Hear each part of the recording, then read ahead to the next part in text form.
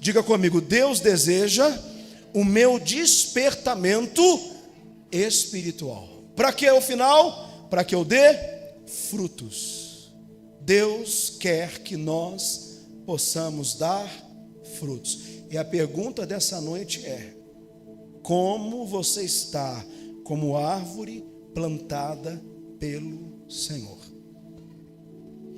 Aqui no livro de Reis, nós vamos dar continuidade ao que tem nos atrapalhado de frutificar. Nós já entendemos que o cansaço, sendo ele físico, emocional ou espiritual, é uma porta que eu posso dizer que é aberta para que os frutos na nossa vida desapareçam. Não nos falta promessas, não nos falta chamado, não nos falta nenhum tipo de investimento do Senhor. Até agora eu tenho dito que há muito tempo Deus está investindo na sua vida, mas falta muitas vezes em nós o cuidado de não permitir que determinadas circunstâncias atrapalhem o nosso crescimento. E nós já temos aprendido aqui ao longo dos domingos que, de fato, o cansaço, se não for um problema que nos destrua, é uma porta aberta para Satanás trazer sobre a nossa vida outras circunstâncias que podem neutralizar a obra do Senhor na nossa caminhada. E hoje nós vamos falar, vejam vocês, de um profeta, de um servo do Senhor. E nós vamos ver uma queda espiritual que aconteceu, pasmem vocês, num prazo de 24 horas. Esse homem saiu de um momento de extrema honra e vitória e declinou a um momento de depressão e pedido de morte diante de Deus. Como que isso pode acontecer? Porque nós achamos que abandonar, desistir, é um processo que demora. Nem sempre. Eu quero falar de um tipo de cansaço hoje que grande parte da igreja está vivendo. Amém? Então nós vamos na palavra e vamos também buscar elementos hoje na psicologia, para a gente poder entender o que talvez esteja acontecendo com você nesses dias. Vamos lá, primeiro livro dos Reis, capítulo 19, nós vamos ler a partir do versículo 1. Essa é um momento, uma fatia da história de Elias, muito triste de ser lida, mas que traz ensinamentos para nós. Vamos lá. E Acabe fez saber a Jezabel tudo quanto Elias havia feito, e como totalmente matara todos os profetas à espada. Então Jezabel mandou um mensageiro a Elias a dizer-lhe: assim me façam os deuses e outro tanto, se der certo amanhã a essas horas não puser a tua vida como de um deles. Versos 3. O que vendo ele se levantou e para escapar com vida se foi, e chegando a Berseba, que é de Judá, deixou ali o seu servo. Ele, porém, foi ao deserto, caminho de um dia, e foi sentar-se debaixo de um zimbro. Pediu para si a morte e disse: já basta, ó Senhor, toma agora minha vida, porque eu não sou melhor que os meus pais. E deitou-se e dormiu debaixo do zimbro. E eis que então um anjo tocou e lhe disse: levanta-te e come. E olhou, e eis que na sua cabeceira estava um pão cozido sobre brasas e uma botija de água. Comeu e bebeu e tornou a deitar-se. E o anjo do Senhor tornou pela segunda vez, o tocou e disse: levanta-te e come, porque te será muito longo o caminho. Para o texto aqui. O que o capítulo anterior vai nos relatar sobre esse momento da vida de Elias, eu não fiz a leitura para não estender muito. Nós já fomos direto ao momento de declínio da vida dele. Mas o que aconteceu para Elias entrar numa depressão profunda? Bem, o capítulo anterior não está nos falando de um momento difícil e de fracasso na vida de Elias. Muito pelo contrário.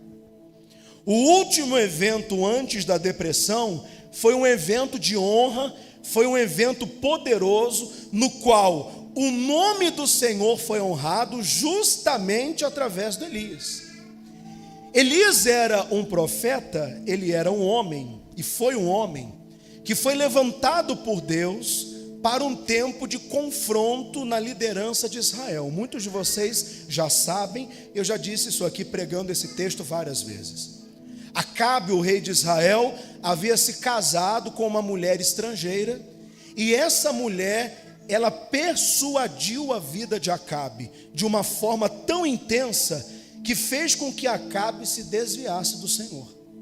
E ela não o persuadiu apenas não, era uma mulher tão terrível que fez com que Acabe levantasse altares a Baal dentro de Israel.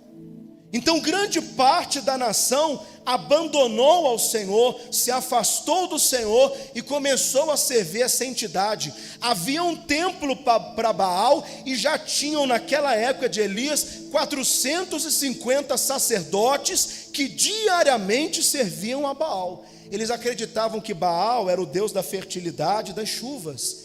Eles buscavam Baal para prosperar. E Deus, através de Elias, ele se manifestou em Israel de uma forma única e sem precedentes. Elias, debaixo da ousadia e da unção do Espírito Santo, propôs um desafio. Ele sabia que as pessoas gostavam de jogo, de rivalidade, então ele usa de estratégia e diz o seguinte para a nação: bem, vocês têm que decidir qual é o Deus que vocês vão servir, se é o Deus dos exércitos de quem eu sirvo ou se é a Baal. E como que vocês vão decidir? Nós vamos ao Monte Carmelo, vamos fazer 2 altares. Elias disse isso para a nação. Os profetas de Baal vão clamar a Baal, eu vou clamar a Deus, e o Deus que responder com fogo vai ser o Deus que vocês vão servir. E as pessoas ficaram empolvorosas, entusiasmadas pelo desafio. O dia do desafio foi marcado, chegou o grande dia. Elias deixou com que os profetas de Baal clamassem. E um detalhe: quem perdesse a batalha morria, para ficar mais emocionante. Então os profetas de Baal, a Bíblia nos mostra que eles começaram a se cortar, colocaram sangue no altar, clamaram e Baal não respondia. Quando chegou a vez de Elias, Elias consertou o altar quebrado. Tudo isso tem um significado espiritual. Ele coloca uma oferta importante ao Senhor no altar e ele faz uma oração pedindo que Deus o respondesse. E a Bíblia diz, irmãos, olhe para mim, que fogo dos céus à vista de todas as pessoas. Isso aqui não é sentido figurado não, gente, é acontecimento real. Todos viram o céu se abrindo e todos viram o fogo de Deus consumindo o altar de Elias. As pessoas ficaram espantadas e todos no monte começaram a gritar: só o Senhor é Deus, só o Senhor é Deus. Elias sai vitorioso daquele desafio. Foi um desafio que honrou o nome do Senhor. Milhares de pessoas voltaram a adorar o Senhor. E logicamente, Elias alcançou o feito de vencer o desafio e se tornou, como Davi depois de Golias, um homem público, honrado e respeitado. Então Elias, antes da depressão, ele não vinha de momentos de fracasso, de desânimo, de derrota. Ele estava caminhando muito bem, ele estava frutificando como um grande profeta, ele estava construindo um legado importante, ele estava obedecendo ao Senhor. E por que no outro dia ele entrou em depressão? Bem, a psicologia vai nos dizer que esse tipo de cansaço, de tristeza, é conhecido como depressão pós-conquista. Esse é um nome que eu não gostei muito, mas a psicologia vai trazer pelo menos mais 2 nomes para esse desgaste, para esse cansaço, logo após a conquista de algo precioso e importante.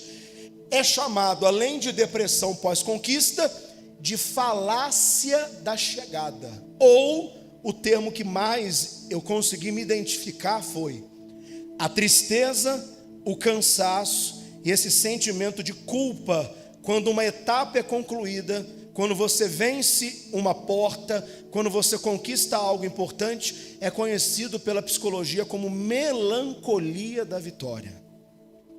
Eu vou trazer aqui alguns exemplos que vai ficar muito fácil você identificar. Quantas mães nós temos aqui? Levante as suas mãos. Quem já gerou um filho aqui, levante as mãos. Bem, nós sabemos que a maternidade é um momento único na vida de qualquer mulher, de qualquer homem, porque se tem uma mãe, tem um pai, não é verdade? Mas é claro que a intensidade da experiência é muito maior para a mulher. O filho está no ventre dela, há todo um processo.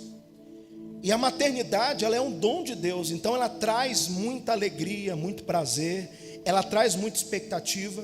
Agora, qual tipo de mulher que não enfrentou os desafios que eu vou colocar aqui? Você vai entender sobre a melancolia da conquista e da vitória. Eu vou dar outros exemplos aqui para que o homem se encaixe, mas preste bem atenção nisso aqui.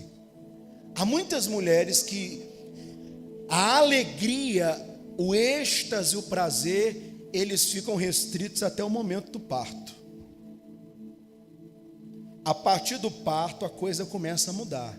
Por quê? Porque todo mundo coloca de uma forma muito romântica a maternidade, mas ela não é um momento romântico, ela é um momento real. Você está parindo alguém, de forma natural ou de forma artificial, no sentido da cirurgia que remove. Existe o parto normal e existe a cesariana. Eu me lembro que quando a minha esposa, que operou a cesárea, entrou no quarto, quando ela voltou a si da anestesia, ela falou assim: Leandro, parece que eu estou partida no meio. Foi essa expressão que ela usou dentro do quarto para mim. E aí começaram os problemas e as lutas e os embates. Por quê? Ela estava profundamente esgotada, cansada. Mariana chorando, Mariana com desespero de mamar desde de bebê, e bota peito e não tem leite, e a criança... E aí você começa a viver, olhe para mim, uma série de desafios e situações, e entende que a maternidade não acaba ali, que na verdade a felicidade de um filho nascer é só uma porta, é só uma conquista, e que uma nova caminhada de mais trabalho começa depois da gravidez. Vocês estão entendendo o que eu estou falando? Quantas mães aqui se identificam? Há muitos casos de uma depressão pós-maternidade, pós-parto. Por quê? Porque você se depara com a obrigação de estar profundamente feliz por um filho e o compromisso de lidar com alguém que você não tem um manual que veio junto com a criança. Então, o sentimento, o cansaço, a melancolia da vitória é algo muitas vezes que acompanha grávidas. E o pai não fica de fora não, porque eu também vivenciei momentos de tamanha preocupação com o nascimento dela. Eu me lembro de um dia, Josi nem sabe disso, uma madrugada que eu estava bem cansado também, que eu procurava estar presente ali. Eu entrei 4 horas da manhã para tomar um banho, fechei o banheiro e comecei a chorar copiosamente dentro do banheiro. E havia uma briga dentro de mim, porque eu me sentia feliz e culpado ao mesmo tempo. Eu me sentia satisfeito de ter uma filha nas mãos, mas eu tinha medo de lidar com aquela situação. Então, o momento do nascimento da minha filha foi uma mistura de uma felicidade profunda e uma tristeza dolorosa. Para mim, como homem, principalmente para ela, como mãe. E isso não se restringe à maternidade. E nós temos que aprender a lidar com isso. Deus está trazendo algo que aconteceu na vida de um profeta. Ele foi ao auge do seu ministério num dia. No outro dia o texto nos mostrou que ele acorda de manhã, é ameaçado pela rainha, mas ameaça por ameaça, ele já estava sendo ameaçado há muito tempo e não deixou de fazer o que tinha que ser feito diante das ameaças. Mas qual foi a questão da ameaça pós-Carmelo? Porque ali ele estava esgotado emocionalmente. A vitória lhe custou um preço emocional muito alto. Então, quando se levantou aquela ameaça de morte, ele começa a tomar uma série de atitudes baseado no cansaço. Ele pega o seu auxiliar, ele entrega o seu auxiliar para a família, ele vai ao deserto com as suas próprias pernas e chega um momento que debaixo de uma árvore ele diz: Senhor, me mata. Olha a referência dele: porque eu não sou melhor que os meus pais. Se os meus pais foram humanos, se os meus pais partiram, o meu destino é morrer também. O meu destino é acabar também. Quem está entendendo o que Deus está tratando conosco? Então o termo que a psicologia vai trazer para o que Elias está vivendo, e para mim como servo, e para você como serva de Deus, é a melancolia da tristeza, ou a melancolia, perdão, da vitória, é o sentimento de culpa. A pessoa empreende, está prestes a abrir um negócio, está prestes a iniciar uma faculdade, algo que a pessoa desejou durante toda a vida e não teve oportunidade de fazer, está prestes a abrir um comércio, abrir uma nova porta, e antes ali do dia da abertura, é trabalho, é dedicação, é todo mundo acordando muito cedo, indo dormir muito tarde, naquela euforia, eu tenho que abrir, e trabalhando, e a mente motivada, e a mente ocupada. Quando a porta é aberta, falta a alegria que a pessoa esperava viver para aquele momento especial. Por que essa alegria falta? Porque a abertura daquela porta não é um fim, é o começo de um novo tempo. Você passou, acabou, chegou uma nova fase. Então nós precisamos nos preparar para vivenciar esse tipo de questão. Eu quero trazer isso de uma forma mais clara para você. Bem, a melancolia da vitória, ela é explicada por 3 circunstâncias que atingem o físico, o emocional e o espiritual.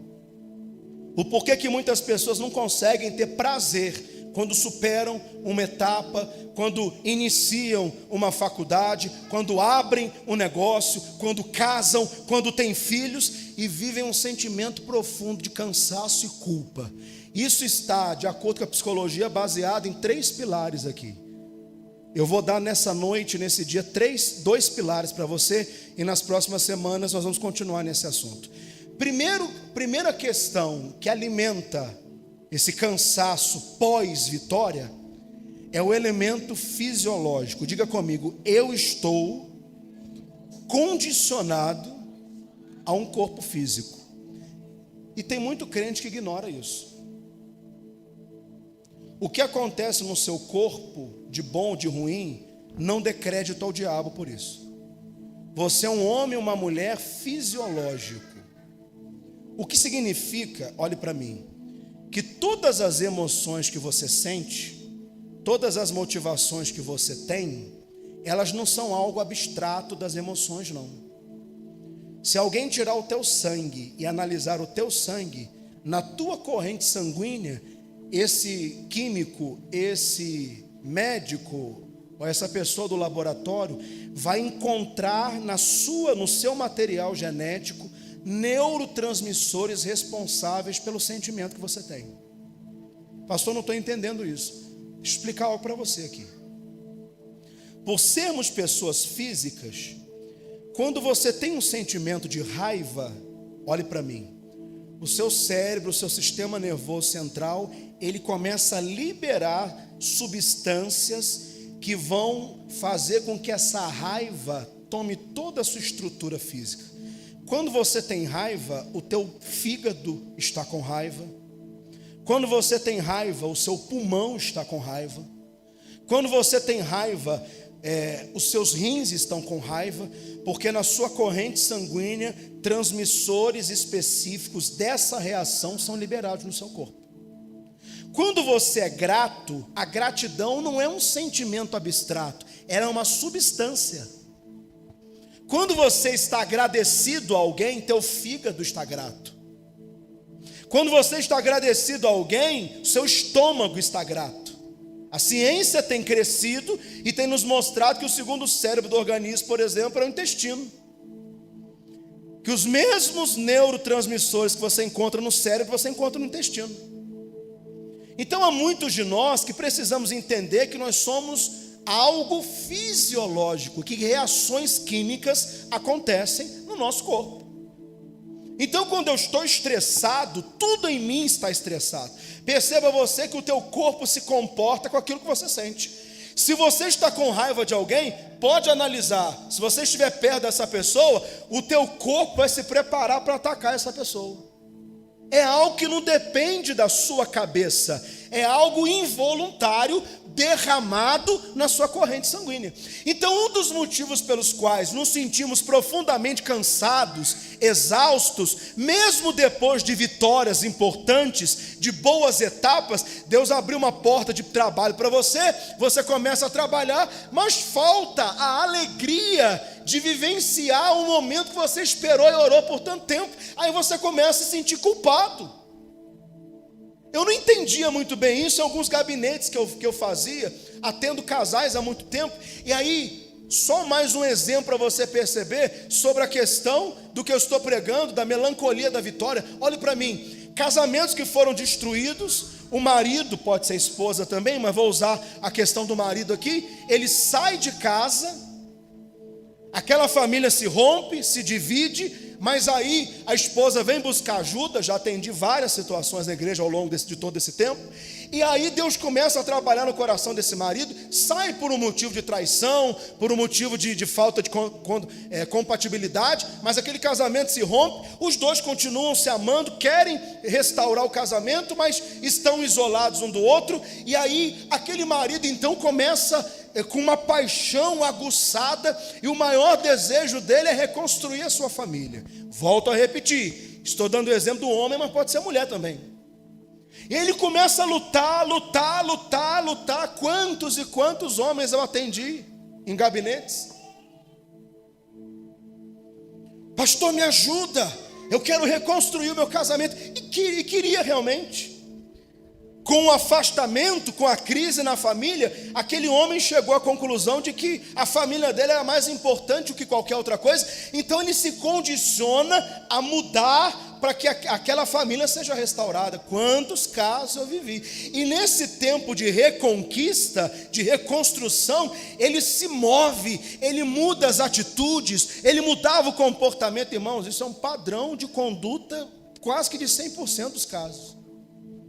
Tudo aquilo que ele não fazia enquanto estava casado, que era uma responsabilidade dele, ele começa a fazer na tentativa de reconstruir. Por quê? Um alvo foi definido. Um alvo foi definido. Quem está comigo, diga graças a Deus. Você está entendendo que Deus está trabalhando aqui? E aí o que acontece? Esse estabelecimento de alvo, ele não é um algo só espiritual e emocional, não.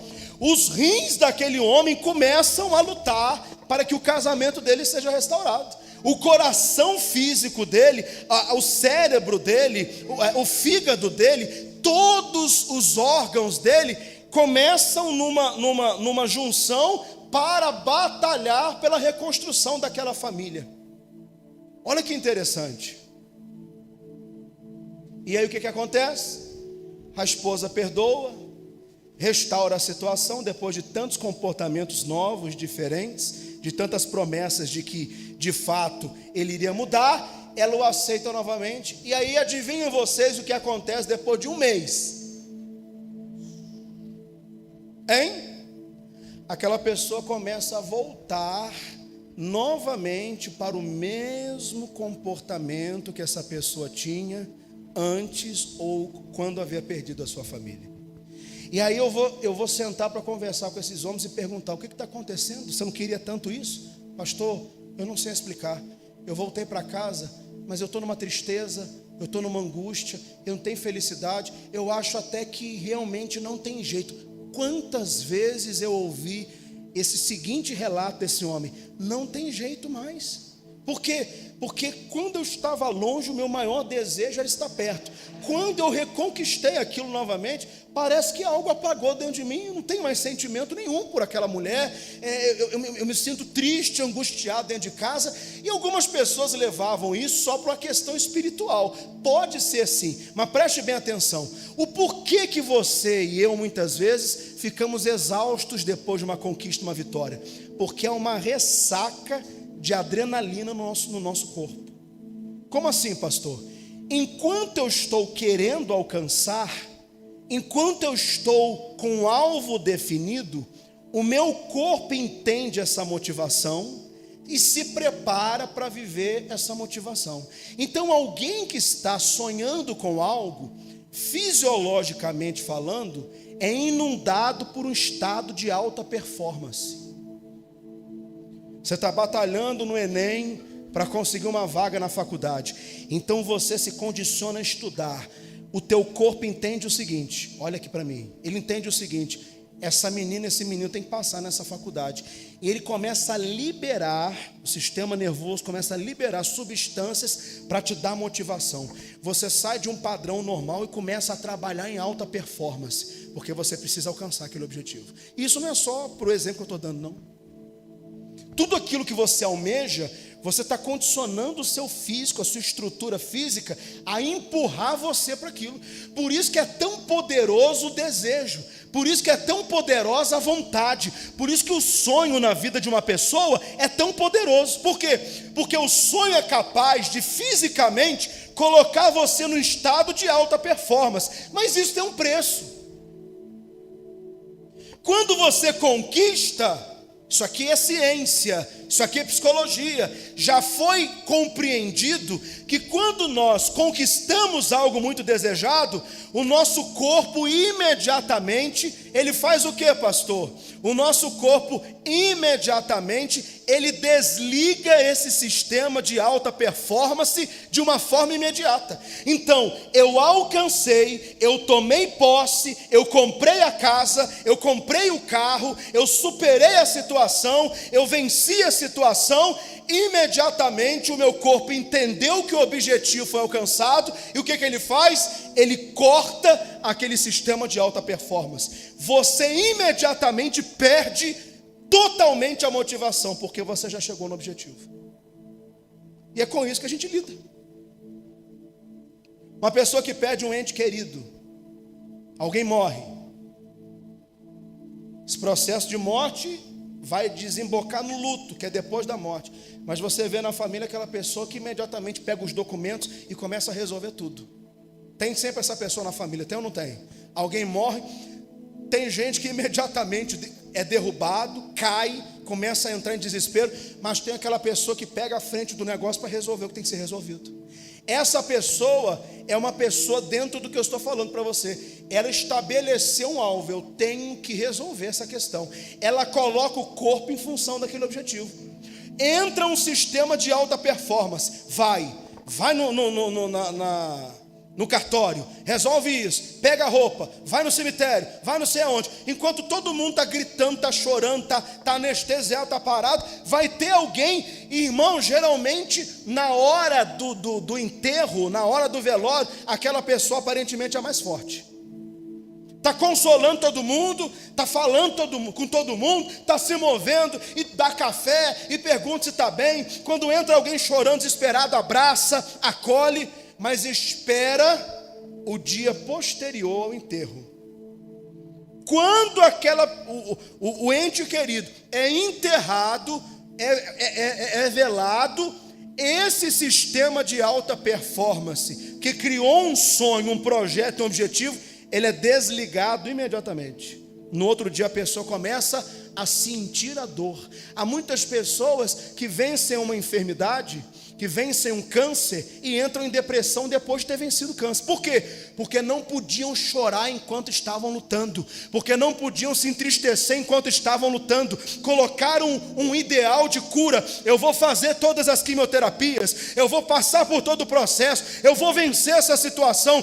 E aí essa pessoa prepara o corpo fisiológico doente com câncer a ter um estímulo para lutar pela saúde e pela vida. Enquanto a pessoa não supera aquilo, ela não deixa se abater. Então ela está impedindo a dor de controlar as emoções dela. Mas tem gente que depois da última quimioterapia fica em cima da cama uma semana, um mês, 2 meses. E aí todo mundo se questiona. Tem um problema com essa pessoa. Ela acabou de vencer uma doença que mata uma porção de gente. Por que ela está triste? Você não vai entender. No momento da batalha ela não podia se entregar. No momento da batalha ela não podia dar o luxo de chorar. Ela não podia dar o luxo de ficar ali fragilizada. Então ela se convenceu que precisava lutar, mas depois que venceu se deu o luxo de chorar e sentir a dor. Então o que alimenta fisiologicamente a melancolia da vitória é um sistema de alta performance que é desligado quando eu supero um objetivo, quando eu chego a um lugar. A pessoa sonhava com um carro, com um determinado carro, luta, compra o carro. No outro dia, na outra semana, o carro tá sujo, tá largado. E aí quem é mais próximo diz: rapaz, você é um relaxado, hein? Você lutou para conseguir esse carro, você lutou para comprar essa casa, olha o estado que está hoje. Por quê? Porque o sistema de alta performance foi desligado. Deus está ensinando para a gente a nossa fisiologia, nós somos assim. Então cansaços que nos prejudicam, que muitas vezes nos fazem sentir culpados, eles vêm por conta disso. Quando o objetivo é alcançado, o sistema de alta performance é desligado. E aí o corpo começa a pagar o preço do esforço. Porque há um preço para você performar em alto nível assim. Há um preço fisiologicamente falando. Segundo ponto que a psicologia vai trazer sobre o porquê que nós estamos muitas vezes desgastados e cansados, mesmo depois de boas fases e bons momentos, como aconteceu com Elias.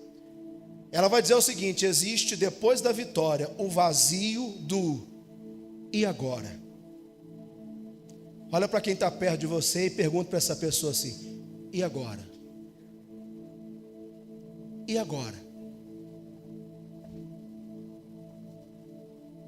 Quem já fez essa pergunta aqui?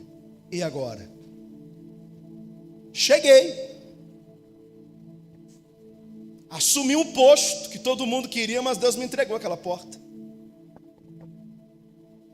Abri o que eu sonhava, comprei o que eu queria. E agora?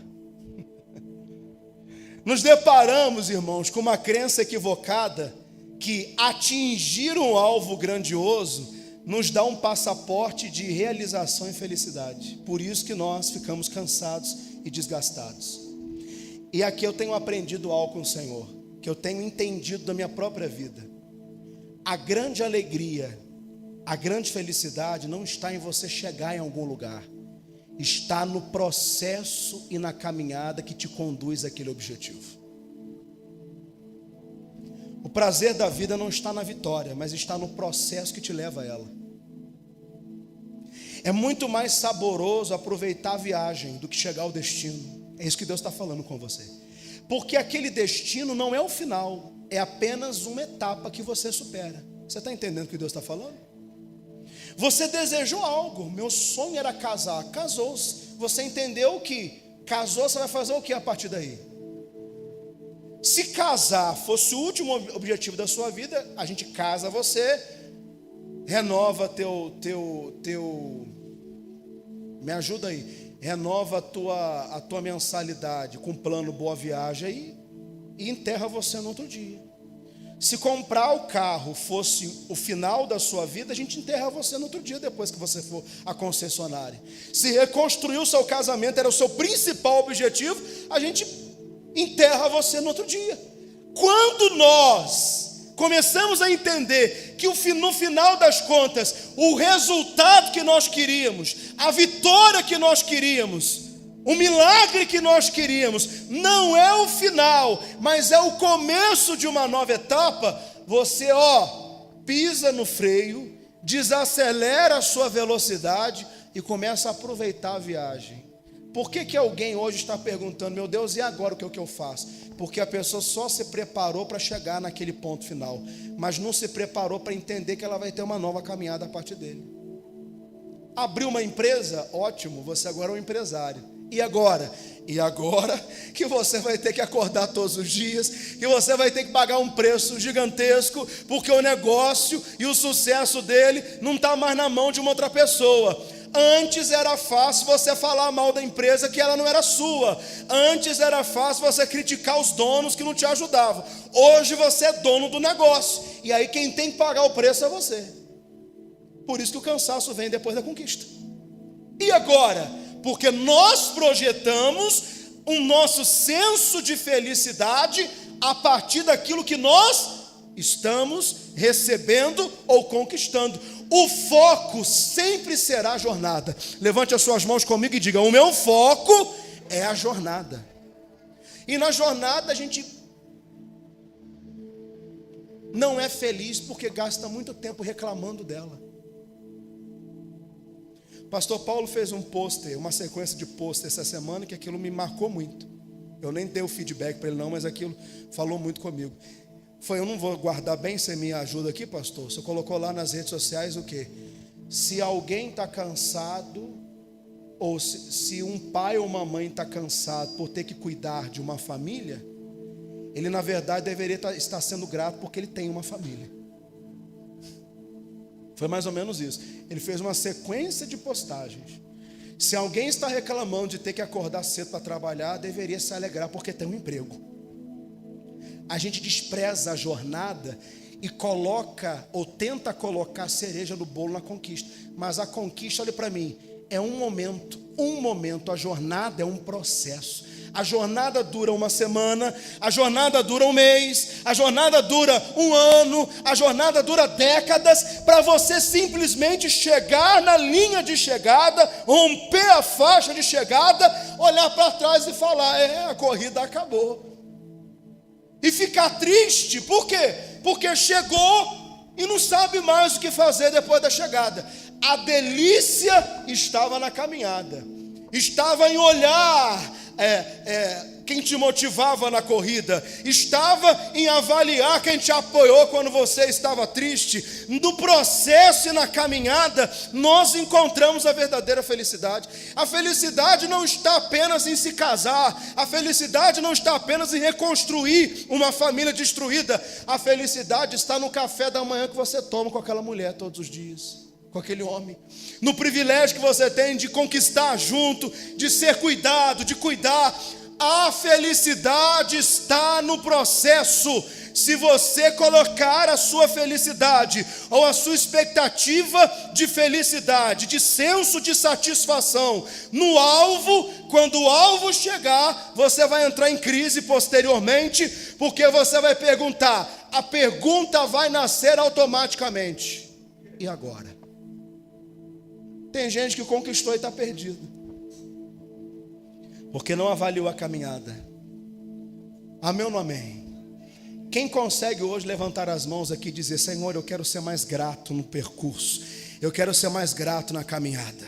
Na caminhada você cansa, na caminhada você tem vontade de desistir. Antes de você alcançar, acontece de um tudo, de bom e de difícil. Sim ou não? Quem tem uma caminhada de vida aqui desafiadora, difícil, pastor, nada para mim é fácil. Eu fico olhando a vida de algumas pessoas que parece que conquistam as coisas numa facilidade tão grande, e eu fico com uma inveja santa. Irmão, primeiro de tudo, não existe inveja santa, não existe esses dois termos na mesma frase. Se é inveja, não pode ser santa. Se é inveja, não pode ser branca. Não tem inveja branca. Inveja é um sentimento negativo para qualquer pessoa. Mas às vezes dá ou não dá uma inveja de você ralar e o bonito acordar meio-dia e você ficar perguntando, meu Deus, parece que nasceu, a gente fala com bumbum para a lua, né? Sim ou não? Mas esse bonito que acorda meio-dia não tem experiência de acordar quando o sol está nascendo, de respirar fundo e de começar um dia cedo, caminhando, se preparando. Para de reclamar. Você está pensando que você vai ser feliz quando você chegar ao lugar que você deseja? Você pode ser feliz hoje, você pode ser feliz agora, aproveitando o processo, aproveitando a caminhada. Desfrute da caminhada hoje. Minha vida vai mudar quando meu filho for se converter. Sua vida já mudou. A conversão do seu filho, do seu marido, do seu irmão, da sua irmã, não tem que ser para você antes disso acontecer um motivo de sofrimento, não. Você tem que confiar no Senhor. O Senhor teve um plano na sua vida e te salvou. O Senhor tem um plano na sua família e vai salvar a sua família. Enquanto não acontece, eu não vou me entristecer, eu vou me alegrar, eu vou continuar lutando, porque a felicidade está na caminhada. Com a vitória, o inimigo se foi. Com a vitória, o medo acabou. Com a vitória, não existe mais ansiedade. O propósito que nos motivava desaparece. E aí gera, em muitas pessoas, um vácuo existencial. E aí a pessoa fica prostrada. Eu quero terminar esse texto ressaltando que nós lemos em Elias. Ele é novamente ameaçado, mas estava tão profundamente desgastado tão profundamente decepcionado, porque ele imaginava que com aquilo que Acabe viu no monte, Acabe se converteria novamente ao Senhor, e isso não acontece no outro dia. A prova clara é que a rainha diz a ele que ia matá-lo, assim como os profetas de Baal morreram. Então ele está decepcionado, frustrado, não está mais em alta performance, já está pagando o preço da ressaca no outro dia, é ameaçado. E qual é o passo dele? São passos, atitudes e decisões a partir do desgaste que o leva para quê? Para o isolamento. Ele deixa o seu moço, ele vai ao deserto, ele fica cada vez mais destacado, cada vez mais silencioso, cada vez mais enclausulado, impedindo o Senhor de se manifestar na vida dele. Mas aí Deus começa a tratar com aquele homem que pediu a própria morte um dia depois da maior vitória do seu ministério e da sua vida. Deus começa a tratar com ele de que forma? Coloca o pão e a água ao lado dele para fortalecê-lo e alimentá-lo, e para questioná-lo: o porquê que você acha que as coisas acabaram? Na verdade, as coisas só estão começando. E Deus está te trazendo hoje ao conhecimento da melancolia da vitória, para você entender que não tem nada errado com você. Você é apenas uma pessoa humana que precisa reajustar as suas emoções e a sua vida diante de Deus, e entender que você vai ter sentimentos contraditórios mesmo, e está tudo certo, e está tudo bem. Você não deixa de ser uma pessoa de Deus porque você está cansado, porque você está se sentindo em algum momento culpado.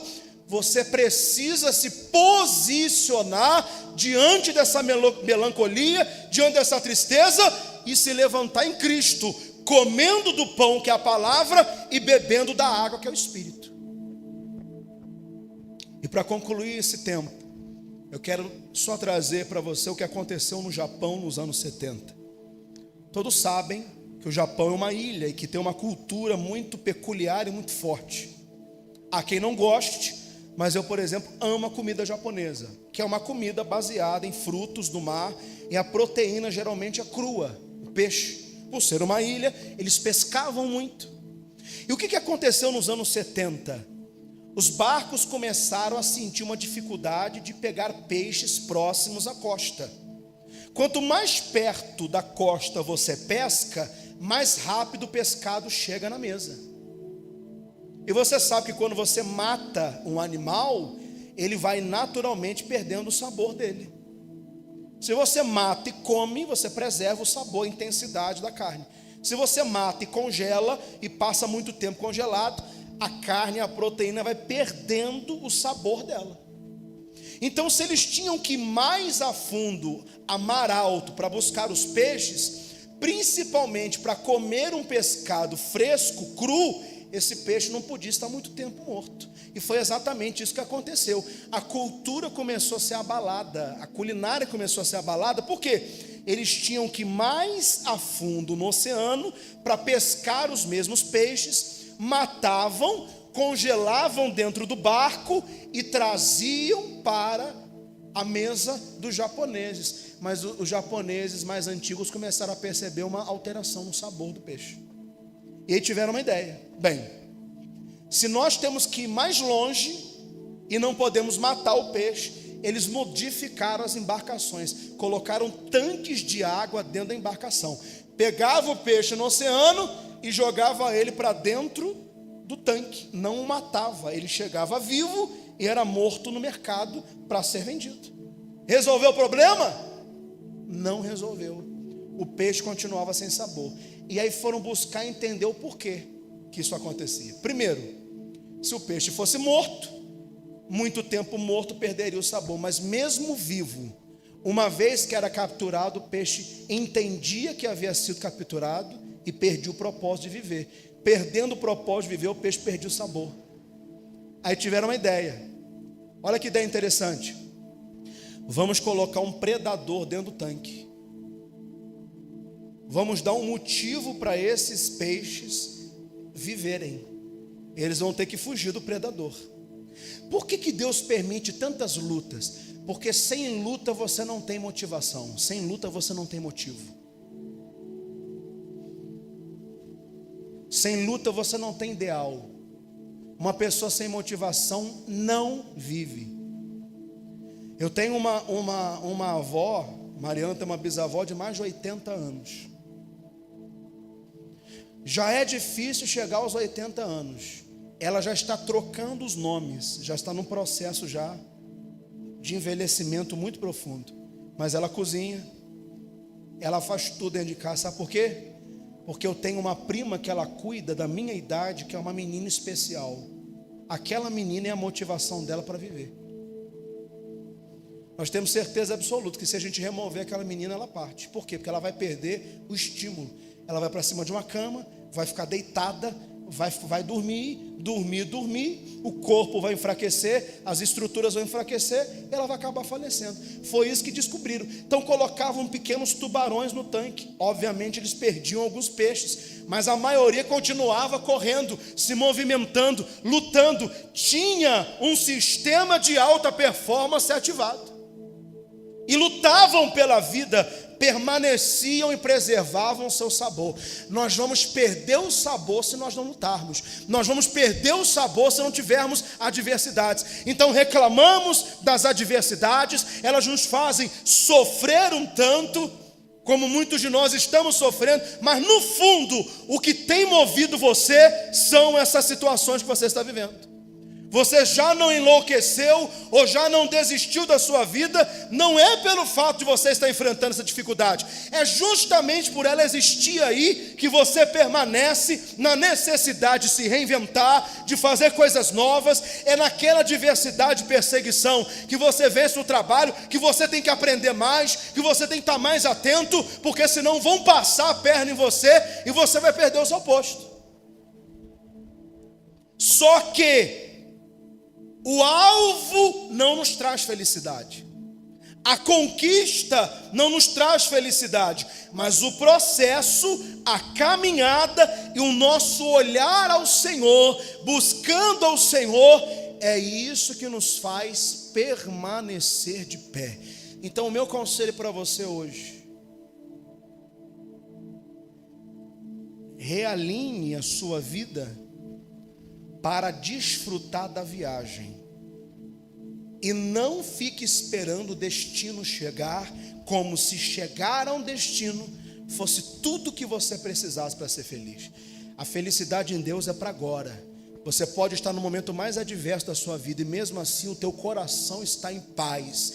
Você pode estar enfrentando uma luta externa, mas o teu fígado está cheio de agradecimento, o seu rim está cheio de agradecimento, porque você está num estado de contemplação, você está adorando a um Deus que te sustenta, você está repleto de adversidades, mas o seu olhar está num Redentor, num Salvador, e esse olhar impacta tanto a sua vida, que tudo dentro de você se inclina a reconhecer a soberania e o poder desse Deus que mantém você.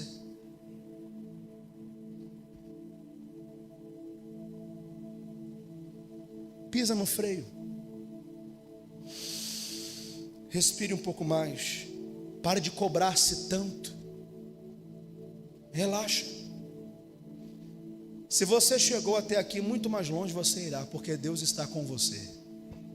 O terceiro ponto que nós vamos estudar na próxima semana é que, infelizmente, a nossa geração é uma geração, de acordo com a psicologia e com a Bíblia, que idolatra o sucesso. E não tem nada material que você alcance que a traça não vai roer ou que o ladrão não vai roubar. O vazio de felicidade dentro de nós é um vazio eterno. Diga comigo: eu tenho um vazio da eternidade, e só o eterno pode preencher esse vazio. Por que nós estamos constantemente tristes, mesmo que notoriamente avançando, mesmo que claramente crescendo? A gente continua triste, a gente continua angustiado, a gente continua se sentindo culpado. Por quê? Porque a nossa expectativa de felicidade está na terra, e a sua conversão subiu você de nível.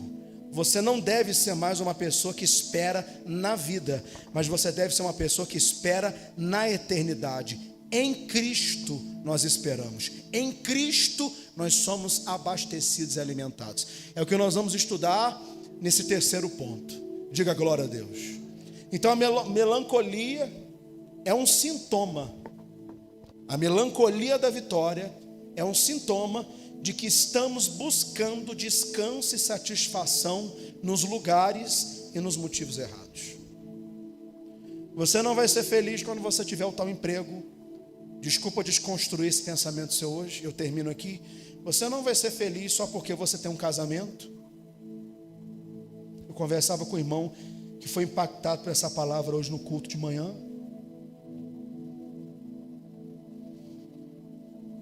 Ele olhou para mim falando sobre a realidade do seu casamento. Eu disse para ele: você está infeliz ou triste ou frustrado porque a sua expectativa está na sua esposa. E ele dizia para mim: pastor, eu não tenho esposa. Essa situação que ele vive no casamento aciona vários gatilhos na vida dele, que leva ele a outras coisas que desagradam a Deus. Eu disse para ele: querido, Deus tem um plano na sua vida. Deus tem um propósito na sua vida. A tua esposa nunca vai ocupar o lugar de Deus, mas Deus pode ser esposa para você quando ela faltar. Deus pode ser o pai que você perde, o irmão que você perde. Deus pode ser a pessoa que vai suprir a necessidade de quem você colocou uma expectativa e frustrou a sua expectativa. Deus pode ser namorado, Deus pode ser noivo, Deus pode ser noivo. Deus ocupa o vazio de qualquer pessoa, mas ninguém ocupa o lugar dele. Amém? Então o que eu digo para ele é o que nós vamos aprender. O que eu disse a ele é o que nós vamos aprender na próxima semana. Eu vou estar imune, completamente imune, protegido da melancolia, da depressão, não da tristeza. No mundo tereis tristeza e aflição, mas eu vou estar blindado de uma sucessão de dores que eu não consigo me recuperar, quando eu colocar os meus olhos e o suprir das minhas necessidades no meu pastor, no pastor do meu coração. O Senhor sendo o meu pastor, nada me faltará. E não é nada na mesa, não é nada na conta bancária, não. Não vai faltar nada nas emoções, não vai faltar nada na mente. Eu vou estar profundamente suprido. Então eu quero orar por você nesse tempo. Eu quero orar pela sua vida para que você possa vencer esse sentimento de não compreender o porquê que você está triste nesse momento. Olha para a tua trajetória, fique de pé do seu lugar. Olha para a tua trajetória. Olhe para onde Deus te tirou, não houve avanço nenhum na sua vida. Pergunta para quem está perto de você: meu irmão, você não avançou nada? Você não conquistou nada? Quem era você 5 anos atrás? Quem era você 2 anos atrás? Você não consegue perceber sua evolução, não? Você não consegue perceber o que o Senhor fez na sua vida, não? Para você estar tão angustiado, tão amargurado desse jeito, como se nada na sua vida estivesse funcionando, transformando uma questão pontual de dor que você está vivendo numa síntese. Tem gente que justamente na hora da adversidade a pessoa se transforma, ela expressa uma infelicidade como se a vida dela nunca fosse boa. No momento de contrariedade, no momento de luta da vida, a pessoa explode. E a minha vida, eu quero acabar com... Que isso?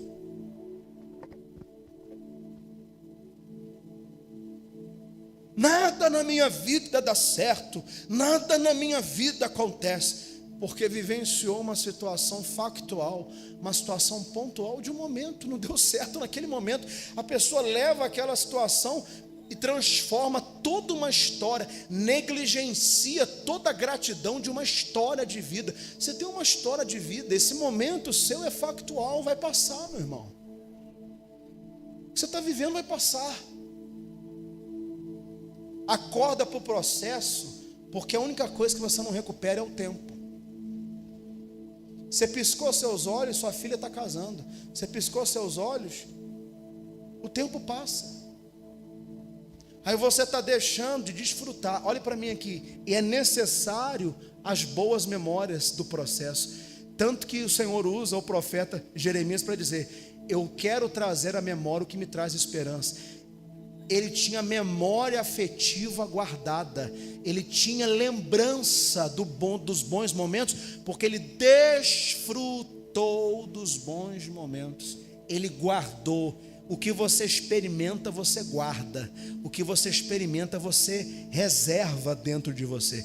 Agora, se você vive uma vida corrida demais, sempre buscando o próximo alvo, o próximo projeto, chegar a tal lugar, você passa tão rapidamente pela vida e você vive uma história vazia, de poucas fotos, de poucas páginas. Tem gente com uma história de vida fantástica, mas com lembranças, memórias medíocres, vazias. Por quê? Porque vive correndo, vive reclamando, vive em busca de um novo objetivo, tem uma idolatria pelo sucesso, e quando alcança, aquilo que alcança já não supre mais a necessidade, já tem que partir para uma nova etapa de alcance. Nunca está satisfeito com nada. Nunca está satisfeito com nada. Você não será essa pessoa. Eu quero orar por você hoje. O apóstolo Paulo termina a vida dele dizendo: combati o bom. Repita comigo: combati o bom. Isso não é versículo para você colocar em aviso de morte de alguém, não. Isso é um versículo para você viver. O apóstolo Paulo não chamou o combate de mal, de ruim, de perverso, de doloroso. Ele chamou o combate de bom. O teu combate é bom. Olhe para 5 irmãos à tua volta e diga: o teu combate é bom. Pastor, só está falando isso porque você não está lá em casa. O teu combate lá é bom. Se Deus está permitindo, isso tem um propósito. Quem recebe aí? Não, eu estou sendo... Você jamais será injustiçado pelo céu. O céu não vive, não trabalha com injustiça. Injustiça é uma prerrogativa do inferno.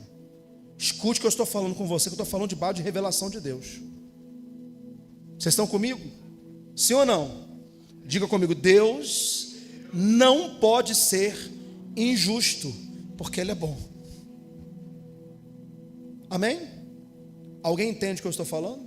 Então coloque a mão no seu peito, não precisa fechar os olhos não. Coloque a mão no seu coração e diga comigo bem alto: meu Deus não foi injusto comigo em momento algum. Diga: Ele é bom. O apóstolo Paulo terminou o diário dele dizendo assim, o diário de vida dele, né, que são as cartas que ele escreveu. Ele não terminou o diário dele, Manuel, dizendo assim: meu combate foi ruim. Eu tive uma empresa, mas fui tão infeliz. Eu tive uma família, mas minha família foi uma família, sabe? A família da minha amiga era tão mais bonita que a minha. O apóstolo Paulo não terminou os dias dele dizendo: combati o mau combate. E olha para mim aqui. Eu estou pregando sobre Paulo na quarta-feira. Quem está na quarta-feira comigo aqui? 2 irmãos. Paulo viu o navio naufragar. Paulo foi preso. Paulo teve cobra picando a mão dele. Paulo, diga para o irmão do lado aí: Paulo levou o sarel. Fala para ele: Paulo levou o sarel. Paulo passou por humilhação. Paulo foi abandonado. Você provavelmente já passou por algumas situações que Paulo passou. Mas a sua diferença para Paulo pode ser que no final da sua vida você termine ela com uma profunda amargura e com uma memória vazia, porque você não aprendeu a desfrutar da viagem. Você não aprendeu a agradecer pelos microsocorros, pelo amor de Deus derramado nas pequenas situações que te ajudaram naqueles dias difíceis que você viveu. Eu só estou nesse altar pelo amor e misericórdia dele. E você só está onde está porque Ele é bom. Ainda dá tempo, assim eu espero. Eu não quero ter que semana que vem fazer o seu velório e enterrar você. Se isso acontecer, eu vou estar lá.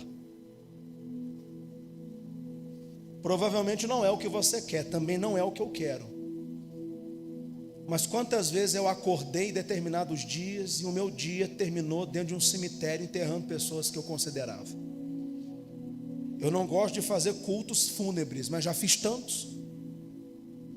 Ainda dá tempo de você chegar ao final da sua vida e dizer assim: eu combati o bom combate. Ele estava falando de combate, embate, guerra, dificuldade, perseguição. Como que isso pode ser bom? Para quem serve a Deus, tudo coopera para o bem daqueles que amam a esse Deus. Quantos amam ao Senhor aqui? Então você pode ser feliz hoje, você pode ser feliz agora. Dá uma ordem para o seu rim, dá uma ordem para o seu fígado. Tudo que há em mim, louve ao Senhor. Tudo que houver em mim, bendiga o Senhor e o seu santo nome. Isso é uma decisão. Vamos orar? Vamos, igreja. Combati o bom combate e fiz o quê? Combati o bom combate. Termina aí, gente. Combati o bom combate.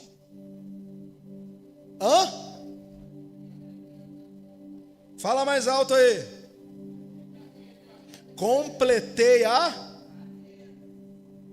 Pastor Paulo me mandou aqui, ó, os pôsteres aqui. A vida exige esforço, mas recompensa com sentido. Nem tudo será leve, mas quase tudo pode ser grato. Reclamar de tudo nos faz esquecer o quanto já oramos por coisas que hoje fazem parte da nossa vida. O problema não é a rotina, é a forma com que enxergamos ela. Família desgasta, mas é laço que muita gente sonha em ter. Trabalhar cansa, mas ter o emprego é um alívio. Cuidar da casa cansa, mas ter um lar é uma bênção. Tudo cansa, mas quase tudo que cansa, aqui foi o mais forte para mim. Tudo cansa, mas quase tudo que cansa também é um privilégio. Eu não estou dizendo que você tem que aceitar excessos na sua vida e distorções na sua vida. Ser grato não é fechar o olho porque tem que ser resolvido. Deus não é um Deus de distorções. Ele não é um Deus que quer que você seja submetido a realidades e situações que você tem que suportar até o resto da vida. Não é isso que eu estou falando. O que tem que mudar, tem que mudar. Diga comigo, o que tem que mudar, tem que mudar. Diga, e vai mudar. Mas não vai mudar com você reclamando. Não vai mudar com você murmurando. E não vai mudar com você cansado, sobrecarregado e desgastado. Vai mudar com você no seu melhor estágio. E melhor estado de espírito não é um milagre que Deus te dá. É uma decisão que você toma acerca das suas emoções e sentimentos. Elias terminou no chão de um deserto, dizendo: o Senhor pode me levar como o Senhor levou os meus pais. O Senhor pode me matar porque eu não sou mais forte e melhor do que ninguém. Mas um dia antes, ele levou uma multidão, uma nação quase que inteira, de volta ao Senhor. Quem ele queria alcançar não foi alcançado naquele momento, mas muita gente foi abençoada. Nós estamos em crise, irmãos. Você não percebeu isso ainda não? O mundo está em crise. A igreja está em crise. As pessoas estão em crise. Acorda. O mundo encantado da Cinderela só tem lá na Disney. Tá certo, irmão? Tá tudo em crise. Há um texto sagrado na Bíblia que diz que tudo que seria abalado, tudo que poderia ser abalado, será abalado para que o inabalável seja estabelecido. Deus está abalando tudo. É só você olhar ao seu redor. Mas isso não determina a minha alegria. Isso é um momento que vai ser superado. Pessoas virão, chegarão, se aproximarão, pessoas irão embora. Deixe as pessoas virem, mas deixe as pessoas irem. Porque a ida delas, debaixo de uma permissão de Deus, é livramento para elas e livramento para você. Deixa elas irem. As abençoe para que elas possam ir. Viver o propósito delas, que talvez não é mais perto de você. Amém. Sabe quem não pode ir? A presença do Senhor. Ela não pode ir embora. Ela precisa permanecer comigo. Então, se você tiver que ter uma certeza, tenha certeza que Deus está com você. Mas tenha certeza também que você está com Ele. Porque não é Deus só que tem que andar com você, você também tem que andar com Ele. Se é um relacionamento, é uma responsabilidade de mão dupla. Deus te oferece e você corresponde. Agora, se Deus está te oferecendo e você não está correspondendo, vai haver um momento que Deus vai parar de oferecer. Porque Deus está esperando algo de você. Que talvez as situações e o cansaço que você está vivendo, a melancolia da vitória, está roubando de você. É hora de você acordar. É hora de você despertar. É hora de você parar de aguardar grandes eventos. É hora de você esperar que coisas extraordinárias aconteçam, para que você creia. E agora realmente eu termino. Pode começar a tocar. Os discípulos tiveram, tadinho, a cara de pau de olhar um dia para Jesus, pastor Paulo, e dizer assim: Senhor, mostra-nos o Pai.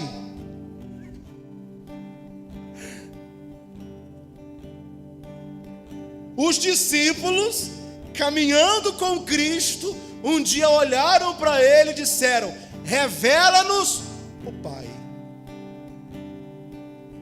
Eu acredito que para Jesus não teve um dos momentos mais desafiadores, mais desapontadores, foi justamente esse momento. Por quê? Olha o que Jesus respondeu: eu estou há tanto tempo com vocês, e vocês pedem para que eu revele o Pai? Quem vê a mim, vê o Pai. Você está querendo ver o Pai com fogo descendo no monte. Você está querendo ver o Pai com movimentos. Você está querendo ver o Pai com motivações humanas. Acorda, o Pai já está no meio de vocês.